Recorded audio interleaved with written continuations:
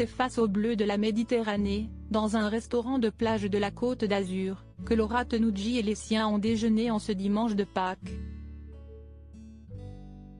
Ravie de pouvoir profiter de ce moment avec son époux, Christian Estrosi, édile de Nice, et sa fille Bianca, venue au monde le 5 août 2017, celle qui s'est fait connaître notamment dans la matinale de France 2, Télématin, sous le surnom de Laura du web, a partagé quelques clichés de ce repas sur son compte Instagram, la montrant levée dans les bras de sa moitié autour de la table et sur lesquels apparaît aussi sa tête blonde, vêtue d'une jupe plissée grise et d'un haut blanc, assise sur une chaise tournée vers la mer.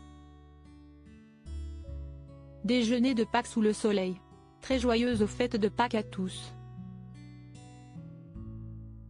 Hag Sameh, note de la rédaction, bonne fête, en hébreu, a écrit en description de ses photos empreintes de tendresse celle qui est aussi la maman de Milan, née en août 2009, fruit de sa relation passée avec Michael Tapiro. Une publication qui n'a pas manqué de faire réagir les quelques 70 000 abonnés de Laura Tenucci. Les amoureux au soleil. Joyeuse fête de Pâques, a écrit l'un d'entre eux. Merci, joyeux dimanche Pascal à vous également et à votre petite famille, a commenté un autre. Pareillement M, le maire. Très belle photo avec madame, a indiqué un dernier internaute.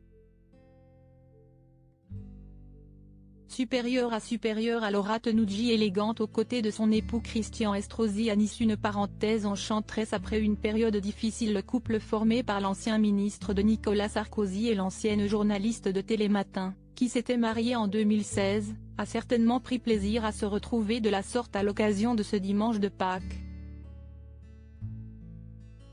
Il faut dire que le début de cette année 2023 n'avait pas forcément bien commencé pour eux puisqu'il avait été la cible de menaces de mort répétées de la part d'un individu décrit comme déjà connu de la justice et considéré comme dangereux.